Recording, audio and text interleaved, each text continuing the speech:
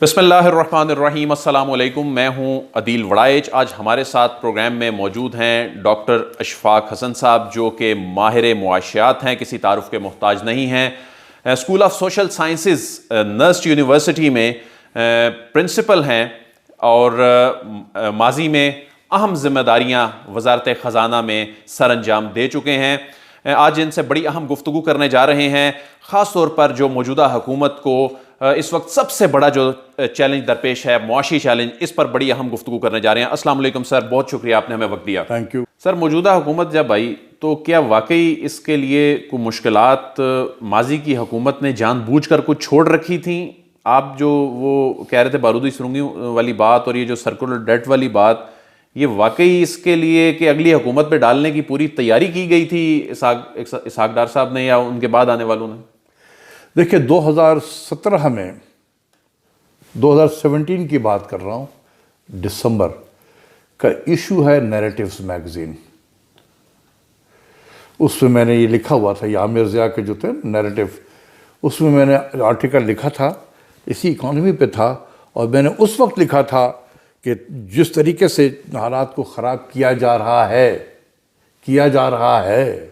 सही। तो ये बिल्कुल नज़र आ रहा है कि ये हम IMF की तरफ हमें लेके जाया जा रहा है। क्या ये 2017 में प्लान बनना शुरू हो गया था? मेरे ख्याल में शायद उस वक्त तो मेरा अपना ख्याल है, मैं कोई सियासी आदमी तो नहीं हूँ, उन्हें अंदाज़ा था कि शायद हम, क्योंकि उससे पहले आप देखेंगे ना, वो हो चुका था पनामा। तो पनामा की वजह से उस वक्त की जो हुकूमत काफ़ी अंडर प्रेशर में आ गई थी। जब ट्रायल चल रहे थे, रोज़ सुबह दोपहर शाम मीडिया दिखा रहा था, तो उन्हें अंदाज़ा हो गया था कि शायद कि हमें अगली गवर्नमेंट ना मिले, हमें अगली गवर्नमेंट ना मिले। तो जाने से पहले इतने हालात को ख़राब कर दो कि आने वाला भी जो है ना, वो उसको संभाल ना सके और हम अच्छे नज़र आने लगे। और यही हुआ कि इतने हालात ख़राब कर दिए गए थे। देखें, मैं अपोजिशन को बिल्कुल हक है कि वो जो सियासी मामलात हैं उसको क्रिटिसाइज़ करें हुकूमत वक्त को, क्योंकि अपोजिशन का काम ये है। अगर इकोनॉमी पे ना बोले तो ज़्यादा बेहतर है, ज़्यादा मुनासिब। सर, कैसे हालात कैसे ख़राब किए? हमारे नाजरीन को आप काइंडली बता सकते हैं कुछ सादा जुबान में? सर, क्या मतलब है, सुनते आ रहे हैं, ये भी इल्ज़ाम लगाते हैं हालात ख़राब कर दिए। सर, कैसे हालात उन्होंने ख़राब कर दिए? देखो, जिस तरीके से हमारा इम्पोर्ट्स बढ़ रहा था ना, ख़ासकर 2016-17 से अगर आप देखें, अगर 13-14 से लेकर 15-16 तक देखेंगे ना, $41 बिलियन, $41 बिलियन, वो फंसा हुआ था $41 बिलियन पे हमारा इंपोर्ट। उसके आगे भी बहुत तेज़ी से बढ़ना शुरू हुआ इंपोर्ट। हम उसको, अगर हम चाहते थे मईशत को बेहतर करना, तो हम उस वक्त रोक सकते थे उसको। 2017 ऑनवर्ड हम उसको रोक सकते थे। ठीक है, ठीक है। हर तरह के लग्जरी आइटम्स की इंपोर्ट हो रही थी। कुत्ते बिल्ली के शैम्पू भी इंपोर्ट हो रहे थे, कुत्ते बिल्लियों के खाने बाहर से इंपोर्ट हो रहे थे, सेल फोन धड़ाधड़ आ रहा था, गाड़ियाँ आ रही। जिस मुल्क के पास बैलेंस ऑफ पेमेंट का क्राइसिस है, वो मुल्क जो है 2,500 सीसी की गाड़ियाँ इंपोर्ट कर रहा था। आप किसी दुकान में जाएं, दुनिया जहाँ के चॉकलेट्स आपको मिलेंगे, दुनिया जहाँ के कीमती से कीमती चीज़ आपको मिलेंगे। यार, कोई जेब दे रहा था हमें उस वक्त शायद हकान अब्बासी साहब ने काफ़ी नरमियाँ भी की थी, बल्कि टैक्स सिस्टम में भी काफ़ी नरमियाँ की थी। वो भी मेरे नज़दीक एक ट्रैप था। अच्छा। इसलिए कि उन्होंने एक झटके में 4 लाख जो एग्जम्पशन लिमिट था, उसको एक झटके में 12 लाख पे ले गए, और तकरीबन 5 लाख से ज़्यादा टैक्स पेयर निकल गए हमारे। मतलब ये क्या कर रहे थे? ये एक तो ये था कि पॉपुलैरिटी, कि देखिए हमने सबको टैक्स से निकाल दिया। लेकिन वो आने वाले सिस्टम के लिए एक मुआशी वो जो था, वो एक ट्रैप था। ये देखिए, हम तो बार बार रोते हैं ना कि डायरेक्ट टैक्स पेयर जो है, इनकम टैक्स पेयर हमारे यहाँ पहले ही बहुत कम है। 1.2-1.3 मिलियन लोग इनकम टैक्स पे करते हैं। ठीक है, जितना भी करते हैं, लेकिन करते हैं, सही करते हैं, जितना जायज़ कमाते हैं वो दूर की बात है। लेकिन कम से कम 1.1-1.2 मिलियन लोग इनकम टैक्स दे रहे थे। अब हमने ये एग्जम्पशन लिमिट को बढ़ाकर, जानते बूझते कि ये गलत पॉलिसी है, उन्होंने कहा करो, क्या होगा? जब दूसरी हुकूमत आएगी वो अपना बजट जब लाएगी, रिवाइज करेगी जब बजट को, तो फिर वो उसके नीचे करेगी तो हम लोग चीखेंगे, हम फिर उस वक्त अच्छे बन जाएंगे। हमारी तरफ कोई नहीं देखेगा, फिर अब इनकी तरफ देखा जाएगा। सर ये तो सिस्टम के साथ मजाक नहीं? आप इसको जो नाम दे दें, फैक्ट यही है। दार साहब ने बजट का खसारे के टारगेट को मीट करने की खातिर बहुत सारे जो अखराजात थे ना, उसको बुक से बाहर, बजट से बाहर रख कर दिया था। अच्छा, मिसाल का आप एग्जांपल दे देता हूँ। जब 2013 में दार साहब वज़ीर ख़ज़ाना बने जून में, तो हमने 5 या 6 जून को एक सर्कुलर डेट की पेमेंट की। ठीक है। 329 बिलियन वन डे में वो अप्रूव भी हुआ और रिलीज भी हो गया। ठीक है। ठीक है ना। वो क्यों किया था उन्होंने? क्योंकि पूरा जून का महीना अभी बाकी था। बिल्कुल ठीक है। तो ये 5 या 6 जून को जब उन्होंने ये पेमेंट कर दी, तो वो उस पिछले वाली हुकूमत के माली साल में, मैंने पीपल्स पार्टी के दौर जब ख़त्म हुआ था, तो उनके माली साल में वो चीज़ें आ गई उसमें। और आप देखें कि बजट का खसारा एक झटके में 8.2% पहुँच गया। ठीक है।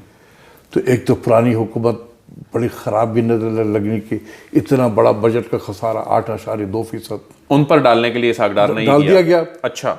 और अब जब इनके माली साल 2013-14 शुरू हुआ, तो उस वक्त फिर सर्कुलर डेट मौजूद था। तो अब उन्होंने क्या किया कि उस सर्कुलर डेट को बजट से निकाल दिया। ठीक। पहले डाला था 2013 में, ठीक है, जून में डाल दिया, लेकिन जब अपनी बारी आई तो उसको बजट से बाहर कर दिया और कोई नेशनल होल्डिंग कंपनी कुछ ऐसा बनाया और उसके अकाउंट में डाल दिया।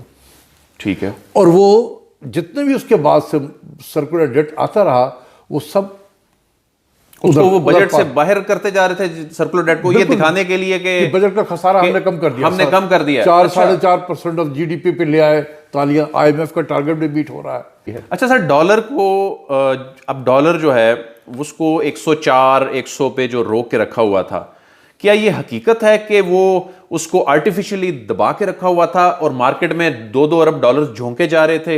ये किस हद तक तासुर दुरुस्त है सर? देखो, एक तो ये था कि दार साहब से पहले जब पीपल्स पार्टी की हुकूमत थी ना, तो उस वक्त भी जरदारी साहब ने, जो मेरी इत्तला है, गलत भी हो सकता है, कि उन्होंने गवर्नर स्टेट बैंक से कहा था कि 100 ना क्रॉस करे। 100 नहीं क्रॉस करना चाहिए। तो 98, 96, 95 इसी में रेंज में रहा, 100 क्रॉस ना करे। भाई जब एक चीज़ की डिमांड आपकी बढ़ रही है डॉलर की, तो या तो डिमांड को कट करो ना डॉलर के, तो उसको तो नहीं कर रहे हैं कट आप, तो बोरो कर करके लाकर मार्केट में फेंकते जा रहे हैं ताकि वो एक लेवल पर डिमांड सप्लाई मेंटेन रहे।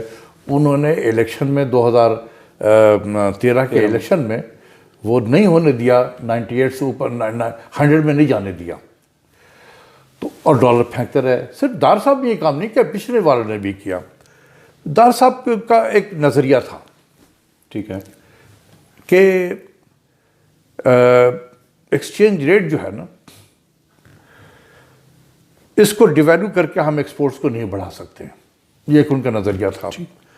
मैंने उनके साथ बहुत क्लोजली काम किया और मैंने अपनी आंखों से देखा कि जब हम करेंसी डिवैल्यू करते थे ना, तो क्या होता था, तमाम चीज़ों के लैंडेड कॉस्ट बढ़ जाती थी। रॉ मटेरियल, हमारे इंडस्ट्रीज़ की तमाम लैंडेड कॉस्ट, रॉ मटेरियल जो भी हम इंपोर्ट कर रहे थे, उसकी कॉस्ट बढ़ जाती थी।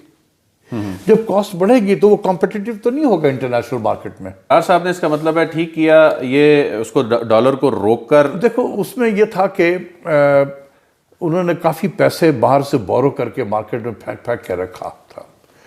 दार साहब को क्या करना चाहिए था? दार साहब को चाहिए था कि जिस 2015-16 के बाद की बात कर रहा हूँ, 2015-16 तक तो इंपोर्ट हमारा ऑलमोस्ट स्टैग्नेंट था, $41 बिलियन, 41 बिलियन डॉलर पे था।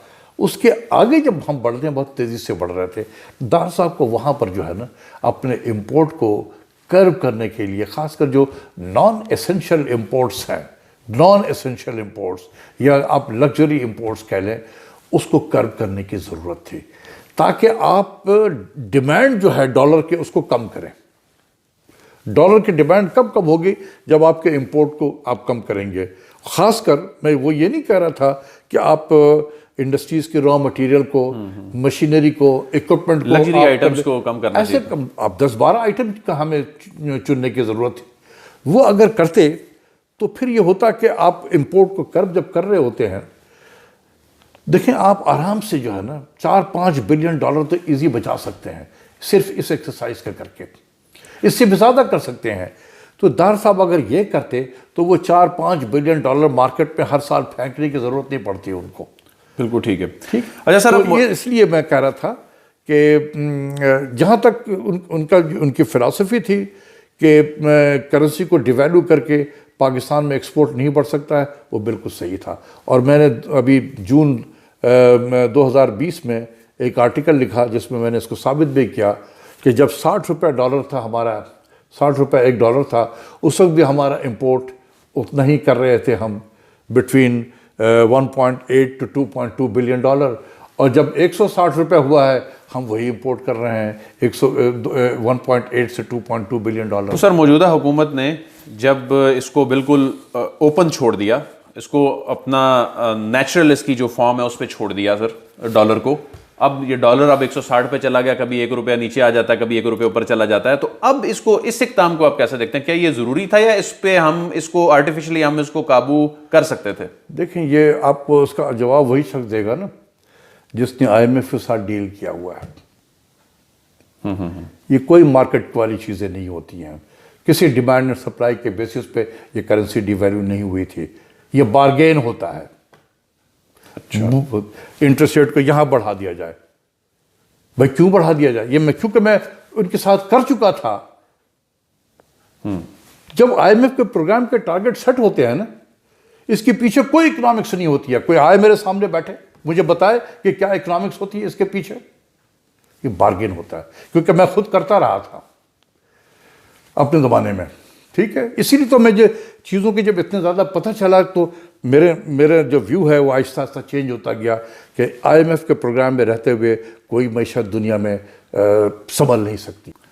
सर 3 हुकूमतों का कंपैरिजन किया जाए, मुस्लिम लीग नून, पाकिस्तान पीपल्स पार्टी, पाकिस्तान तहरीक इंसाफ, मईशत के हवाले से आप किसकी को डायरेक्शन जो है वो बेहतरी की तरफ जाती देख रहे हैं सर? देखिए, मैं सिर्फ एक स्टैटिस्टिक दे दूं तो उसी में जवाब है। प्लीज। 90 की दहाई में किन लोगों ने हुक्मरानी की थी? सर नून लीग और पीपल्स पार्टी की हुकूमतों ने की सर। उसको इशरत हुसैन साहब ने कहा था कि ये लॉस्ट डिकेड है पाकिस्तान का। क्यों कहा था उन्होंने? उस पीरियड में तकरीबन 17.4 बिलियन डॉलर का कर्जा ऐड किया गया था। 17.4 बिलियन डॉलर का कर्जा ऐड हुआ था। फिर एक और हुकूमत आई 2099 से लेकर 2007-8 तक। उस हुकूमत ने कितना कर्जा ऐड किया? 3.5 बिलियन डॉलर उस मुद्दत में। ठीक है, 99 अक्टूबर से लेकर आप जुलाई जून 2008 कह लें या 7 कह लें, सही, नवंबर दिसंबर 7, जब इलेक्शन के बाद पीपल्स पार्टी की हुकूमत आई तो उस पीरियड में तकरीबन 3.5 बिलियन डॉलर के ऐड किए। राइट। 17 और 3.5, 8 से लेकर 18 की जो दहाई है इसमें किसने हुक्मरानी की है? पाकिस्तान मुस्लिम लीग नून और पीपल्स पार्टी। ये दूसरी लॉस्ट डिकेड है, जिसको मैं कहता हूं कि 2008 से 18 का this was the second lost decade for Pakistan. कितना कर्ज ऐड किया हमने? 55 बिलियन डॉलर। सिर्फ पाकिस्तान पीपल्स पार्टी और मुस्लिम लीग नून के दौर में 55 अरब डॉलर कर्जा 2008 से 18 में। ठीक है ना, 55 बिलियन डॉलर। तो पाकिस्तान का जितना भी कर्जा है आज 110 के करीब है बिलियन डॉलर। आधा कर्जा सिर्फ उस दिहाई में ऐड हो गया 2008 से 18 के दरमियान। आधा 50% उसी पीरियड का है। और अगर मैं 90 की दहाई को भी शामिल कर लूं तो 3/4 ऑफ पाकिस्तान कर्जा जो है, 3/4 ये इसी 2 डेकेड में आया। सही। ठीक है। तो हम ये कह सकते हैं सर, अब ये है कि सर हम ये कह सकते हैं कि पीपल्स पार्टी और मुस्लिम लीग नून की हुकूमतों ने जो पाकिस्तान का 70-80% कर्जा है इन्होंने लिया। 70% बिल्कुल है, ऐड किया कर्जा, ऐड किया। देखेंगे। अच्छा सर, आप जो इमरान खान साहब टैक्स रिफॉर्म्स की बात करते हैं, टैक्स सिस्टम में कोई बेहतरी आपको नजर आ रही है? महसूलात होंगी तो मुल्क पर खर्च होगी, अदरवाइज तो कर्जे ही लेने पड़ेंगे सर। देखें, ये प्राइम मिनिस्टर बिल्कुल 200% सही कहते हैं कि देखें, और ये कॉमन सेंस भी है कि वक्त के साथ साथ जो है हमारी ज़रूरियात बढ़ रही हैं पैसे के लिए, तो कौन कहाँ से लाएंगे? जो इसी मईशत से ही निकालेंगे ना। लेकिन अगर मईशत में जो लोग हैं, एक्टिविटी कर रहे हैं, कमाते भी हैं, लेकिन टैक्स अगर नहीं देते हैं तो ज़ाती कर रहे हैं ना फिर वो।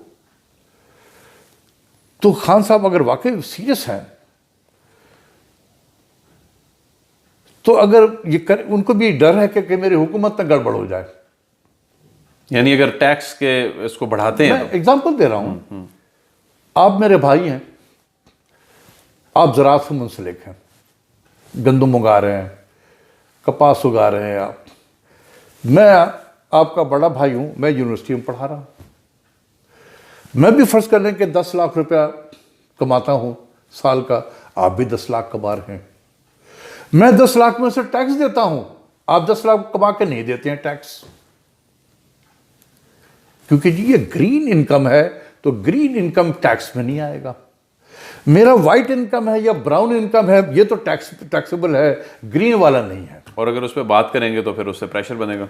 तो फिर ये जो उनके एग्रीकल्चर से रिलेटेड जो लोग पार्लियामेंट के मेंबर हैं वो शोर मचाएंगे।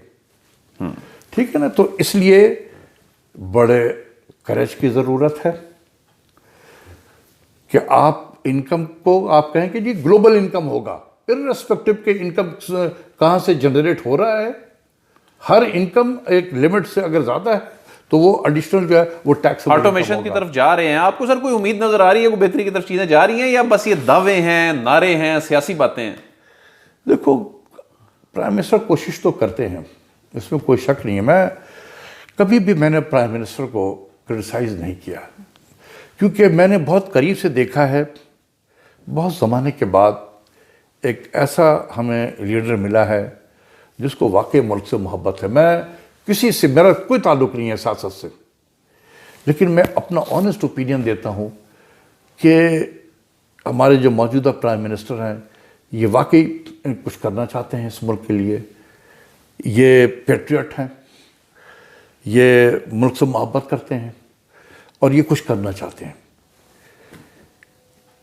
इनके साथ जो टीम है वो इनके साथ सिंक नहीं है, टीम में कमजोरी है। जितने हमारे बड़े बड़े चैलेंजेस हैं ना, जो इनको विरसे में मिले हैं चैलेंज, और उसको एड्रेस करने के लिए इनके पास best of the best available team होनी चाहिए थी। सर वो कहां से लाएं? लोग यही है ना यहाँ पर। नहीं, इस मुल्क में बड़े अच्छे अच्छे लोग हैं, बहुत अच्छे अच्छे लोग हैं, नजर चाहिए, बहुत अच्छे अच्छे लोग हैं। तो ये जहां तक वजीर आजम और उसके ज़ात का ताल्लुक है, he is the best man मेरे नज़दीक। काश ऐसा ही उनकी टीम होती। अगर उनकी टीम आज अच्छी होती ना, ये कहां से कहां पाकिस्तान को इसी 2.5 साल में आप देखते हैं कि डायरेक्शन सही करके लेके चल रहे होते। तो दूसरी चीज़ यह है कि जब भी आप बोरोड रिसोर्सेज पे काम करोगे ना, चाहे वो बोरोड डॉलर हो, चाहे वो बोरोड मैन पावर हो, वो आपका नहीं होता है। बिल्कुल ठीक, ठीक है ना, बिल्कुल ठीक। तो सर तो इसीलिए जो है ना, ये हेलीकॉप्टर से लोगों को उतारने का सिस्टम जो है ना, कारोबार, ये बंद हो जाना चाहिए। जो लोग हेलीकॉप्टर से उतारे जाते हैं वो हमारे मुल्क के नहीं होते हैं।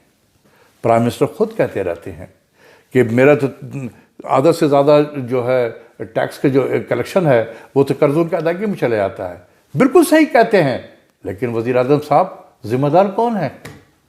ये किसने किया है? किसने आपको इस रास्ते पे चढ़ा दिया? 2 साल में 75% ग्रोथ है हमारे इनकम इंटरेस्ट पेमेंट में। किस लिए? ये जो हमने इंटरेस्ट रेट को 6-6.5% पे था, उसको उठा के 13-13.25% पे लेके चले गए एक ही झटके में। एक्सचेंज रेट को 120-121 से उठा के 160 पे पहुंचा दिया। क्या फर्क पड़ गया? क्या एक्सपोर्ट बढ़ गया आपका? ये कह तो रहे हैं सर एक्सपोर्ट्स बढ़ रही हैं। यार बढ़ कैसे रही हैं?